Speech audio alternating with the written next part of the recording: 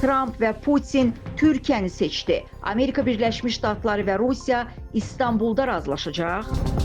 Dövlət Departamenti Rusiya və Amerika Birləşmiş Ştatları nümayəndə heyətləri arasında aprelin 10-da İstanbulda görüşün keçiriləcəyini təsdiqləyib. Report xəbər verir ki, bu barədə Xarici Siyasət İdarəsinin rəsmi nümayəndəsi Tammy Bruce briefingdə bildirib.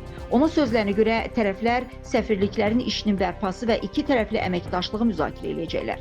Daha əvvəl Rusiya Xarici İşlər Nazirliyi məlumat vermişdi ki, İstanbulda keçiriləcək danışıqlarda Rusiya və Amerika Birləşmiş Ştatları nümayəndə heyətlərinə Rusiyanın Amerika Birləşmiş Ştatlarındakı səfiri Aleksandr Darçev və dövlət katibinin Avropa və Avrasiya məsələləri üzrə köməkçisinin müavini Sanata Kolter başçılıq eləyəcək. Rusiya Xarici İşlər Nazirliyi məsləhətləşmələrin dəqiq nə vaxt keçiriləcəyini açıqlamayıb.